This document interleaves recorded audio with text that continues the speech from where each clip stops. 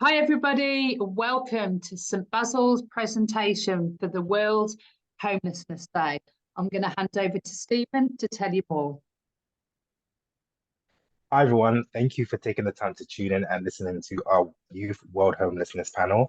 So today we're going to be talking about the dreams, goals, and aspirations of young people, as well as the challenges that we face as homeless individuals that have faced homelessness, the feelings surrounding homelessness of how we feel and how we feel about being placed in St. Basil's property now, the impact of the service that it's had on us, and also we would like to um, give insight of what we would change in our experiences of the service. So what I would like to do is introduce ourselves first. So my name is Stephen Chance.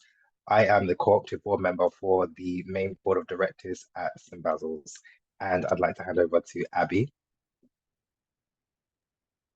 Hi, I'm Abby. My pronouns are she, her, and I became homeless at 17. I'm going to hand over to Kit. Hi, my name's Kip. My pronouns are he, him. I'm Filipino, transgender. I became homeless last summer, 2022. I'll hand over to Chloe. My name's Chloe. My pronouns are she, her. I became homeless when I was 18. I'd like to pass over to Tamsin. Thank you, and I'm Tamsin. My pronouns are she, her, and I'm the National Youth Engagement Manager at St Basil's. So thank you for the introductions. We're going to start now with the first question. So I want you all to think about what and to tell everybody what your dreams, your goals, and your aspirations are. So I'll hand that straight back to Chloe for dreams, goals, and aspirations. My dream is to just basically have my own house and be stable financially and just go from there really and start working full time. I'd like to hand over to Kip. Thanks, Chloe. My dreams, like for example, last summer when I moved into St. Basil's, I literally could not like envision a future. Like I couldn't think of anything beyond like surviving the current moment. I didn't see how anything was possible. But after moving to St. Basil's, I got to think and I realized I wanted to be a nurse because it gives you the job opportunity and like variety to like help people in the community. And for example, I just started my nursing apprenticeship, so now like I work in the community, and I get to like work, for example, with a homeless GP surgery, which is cool, and like give talks to NHS staff about like accessing barriers to healthcare as a trans man, and just share my story there. I'll pass over to Abby. Thank you, Kip. So my goals are to finish uni and then go on to helping other people who have been through similar to what I've been through. So I'll hand over to Stephen. Thanks, Abby. So I would say my dream at the moment is to kind of like start my own business and work for myself, which I'm currently in the process of doing. So that is kind of my dream, but also a goal. My goal at the moment is also to finish university, same as Abby. I'm currently in my final year, so kind of pushing forward for that. And as an aspiration, to be fair, I aspire to be a lot of things, but I definitely like the thought of advocating for youth homelessness because I've experienced it myself and being able to make decisions that impact that. So I would say my inspiration would definitely come from Tamsin and Jean Templeton. So yeah. Brilliant, thank you. So I think it's really important for everybody to know that every single young person that walks through the door of any youth homelessness organisation has a dream, has a goal, and has an ambition, as the young people have just shared. So now I want to go back on, like, not necessarily the nicest topic, but it's really important that our listeners hear about what some of the challenges are. So would everybody mind just talking through, if you're comfortable, what for you was the kind of the most difficult challenge when you became homeless? And I'll just open the floor for anybody that would want to kind of talk a little bit about that. Okay. I'll go first if that's all right, guys. Um, So I was actually made homeless 3 times before I came to St Basil's. So on the first occasion of experiencing homelessness, it was kind of like, what do I do? What happens now? Like, where do I go? So I was staying with friends because to me that was like the only kind of option that I had. So sofa surfing, not actually knowing what tomorrow is gonna be like, if they're gonna shut me out or if I overstay my welcome and things get awkward. So that was one of the things that was one of the challenges because you just don't know what to expect. Eventually I went home, same thing happened. I had a better understanding that, okay, I could go to my friends. The third time it was like, well, I can't really go to my friend's house, so what's the next option? So then I kind of had to figure it out myself. I got put in a hostel, and then after that, um, I managed to get my own place, privately renting, um, which was it was good because I learned a lot of the skills of how to like maintain my tenancy and like look after myself. But then um unfortunately I faced an unfortunate situation where I lost my job and my mum on the same day. I then had to move, come to Birmingham and stay with family. And then obviously when I came to St. Basil's, I kind of had an expectation of I knew how to look after myself. I just needed a roof over my head and keep it moving, like, build my foundations from that point onwards. So I would say my main challenge at the time was understanding of what options were available to me. Um, being, I'd say, knowing exactly what you want, because I feel like a lot of people don't necessarily know what they want when they're homeless. They kind of settle for things. So I knew that supported housing wasn't for me, especially with what I wanted to do. So it was knowing specifically what I need and what my needs were. Um, and having that level of support to actually get to where I need to get to. So I'm in a place right now where I can start my own business and go to university and work. Whereas before, I wasn't really thinking about that. It was just how do I get through to the next day? So that would be my challenge. Thanks, Stephen. Thanks for sharing. And is there anybody else that wants to share what their main challenge was when they became homeless? Kip? I'll go next before I forget what I'm gonna say.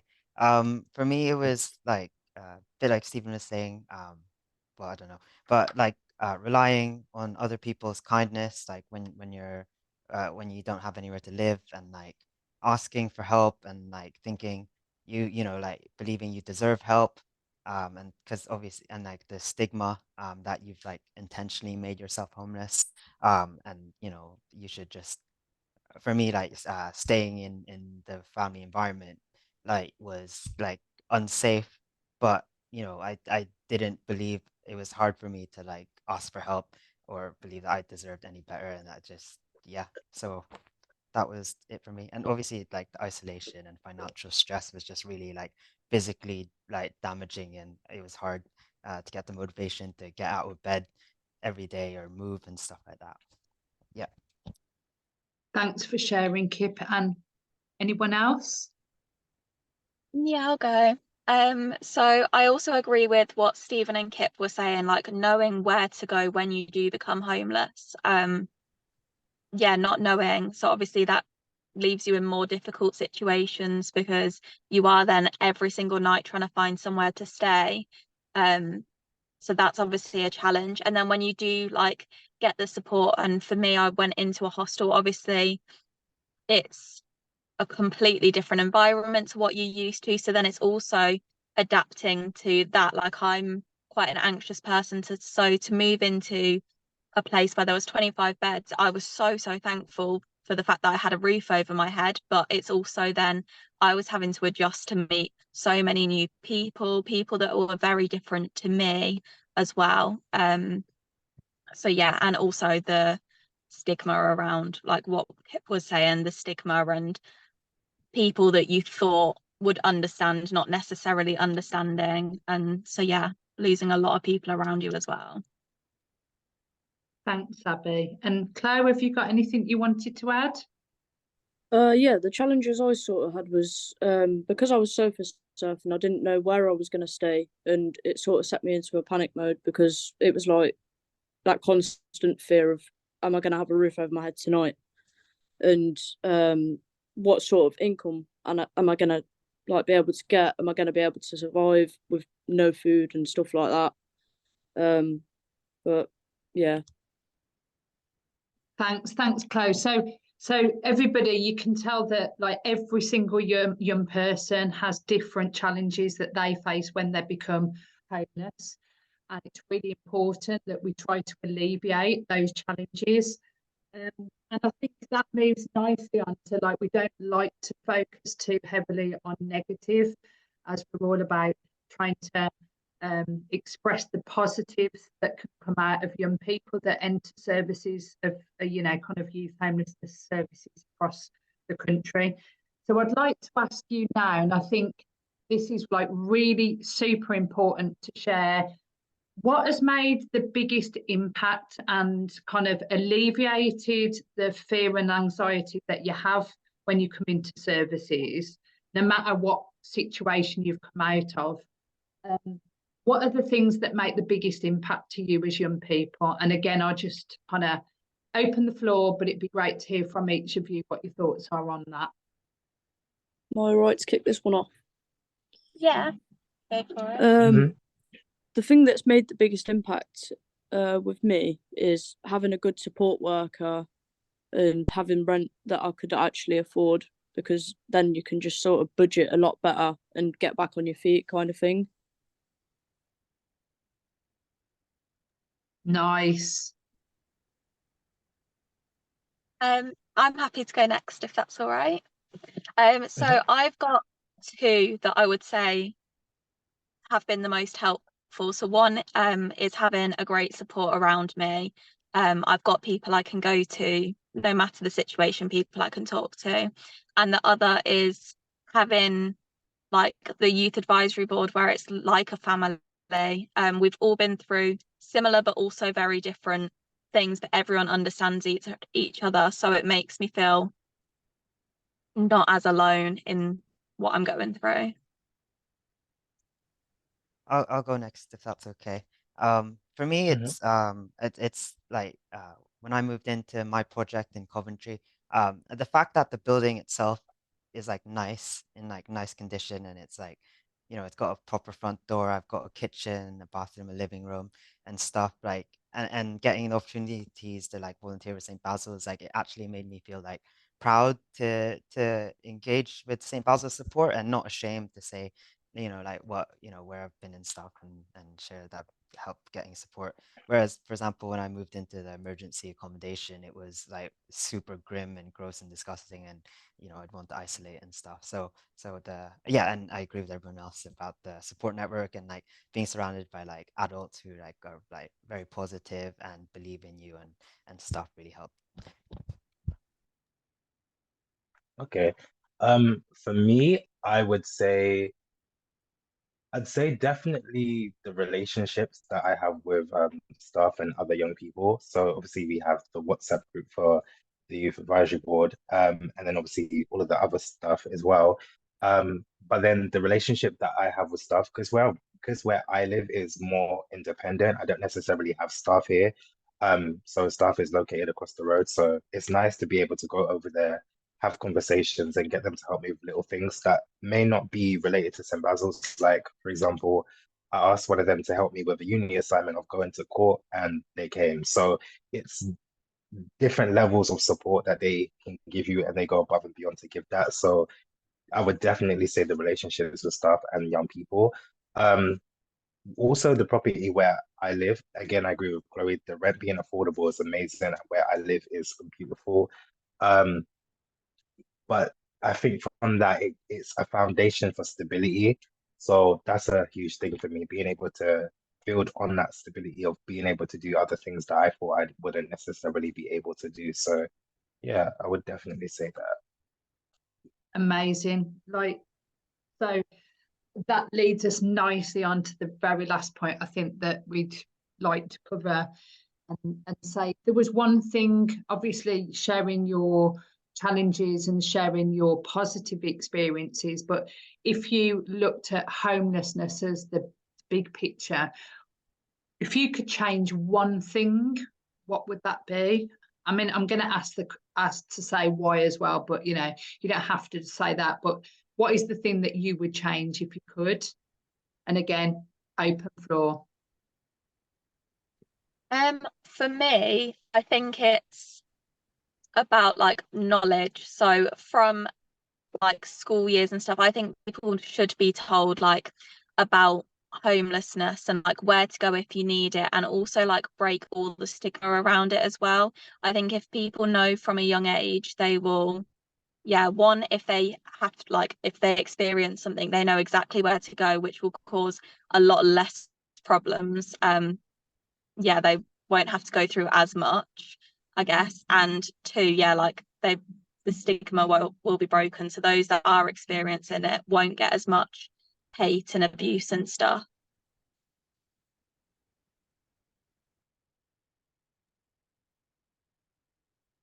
Okay, I'll go next. I definitely agree with Abby. I think being told and being informed about the options of homelessness and the different forms of housing is definitely important, and I think it's something that should be worked from at an early age. Obviously, not too young. I think when you get to a stage of like year nine, when you're like 13, 14, around those ages, and then obviously it should be in partnership with parents as well, because a lot of homelessness comes from breakdowns in relationship with parents and young people. So yeah, I definitely think different options in housing and that information being out there. What else? Um, but in terms of the service of St Basil's, I think we've done really good with creating the youth standards and being able to implement change that way. So I wouldn't necessarily say my experience of St Basil's I would change. I think it's been fairly straightforward and definitely progressive in that respect. So yeah, that's my honest opinion. Right. You guys want to go next? I completely agree with Stephen and Abby. I'd raise the awareness to schools, colleges, and that kind of stuff, just to like give them the confidence for like when it happens to them, or if it happens to them, they know where they're going and who to contact and stuff like that. So they don't feel as alone and stuff like that. Yeah, it's a big question. Obviously, just that it happens less and that there's enough for everyone to go around.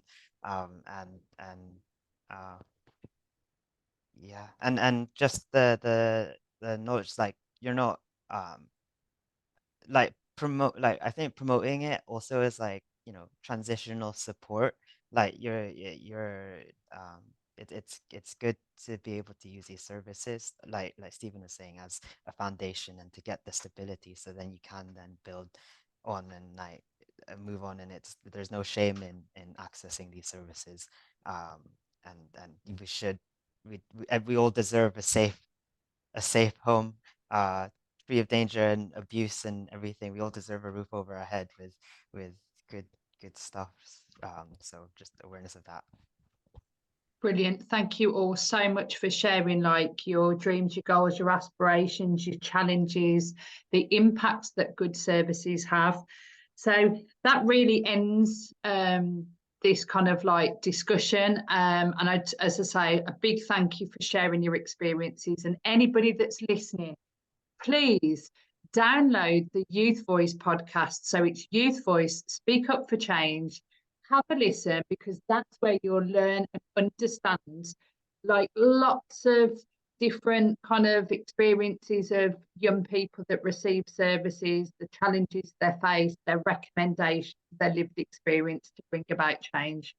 So I'd just like to say a great big thank you to Kip, Abby, Stephen and Chloe from the St Basils Youth Advisory Board, and that is goodbye. Bye.